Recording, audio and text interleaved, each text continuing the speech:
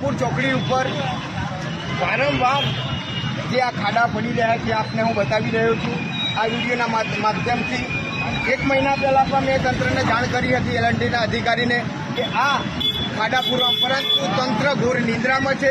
મને એવું લાગી રહ્યું છે કે આ ખાડાના કારણે ખૂબ મોટો અકસ્માત થશે તો ખરેખર નિર્દોષ માણસના જીવ જોખમમાં જશે અને તંત્ર અત્યારે ઘોર નિંદ્રામાં છે। વારંવાર 1 વર્ષ થઈ ગયું રોડ બનાવવાની, પરંતુ કાચો રોડ બનાવવામાં આવે છે, તેના કારણે ખાડા પડી રહ્યા છે, નક્કર કામ થતું નથી।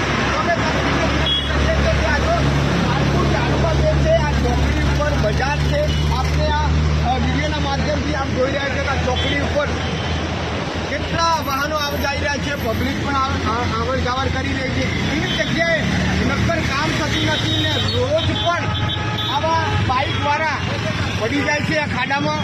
આ દુઃખભરી બાબત છે, તો અમે તંત્રને વિનંતી કરીએ છીએ કે માલપુર ચોકડી ઉપર નક્કર કામ થવું જોઈએ, ભ્રષ્ટાચારથી મુક્ત થઈ અને નક્કર કામ થવું જોઈએ। જે એજન્સીઓવાળા જે રોડ બનાવવામાં આવે છે એ કટકી કરે છે, અધિકારીઓ પણ કટકી કરે છે, તેના કારણે નક્કર કામ નથી થતું, તેના કારણે માલપુરની જનતા અત્યારે દુઃખી છે। જો 2 ઇંચ વરસાદ પડે ત્યાં તરત જ જે દુકાનો છે એના અંદર પાણી ભરાય છે, અગાડી પણ પાણીનો નિકાલ નથી। આ દુઃખભરી બાબત છે, તો તંત્રને હું અને અરવલ્લી કલેક્ટર સાહેબને હું વિનંતી કરું છું કે માલપુરમાં પાણીનો તાત્કાલિક નિકાલ થવો જોઈએ અને માલપુર ચોકડી પર જે ખાડા પડી ગયા છે ત્યાં નક્કર કામ થવું જોઈએ, એવી મારી ગુજરાત વાલ્મીકી સંગઠનની વિનંતી છે।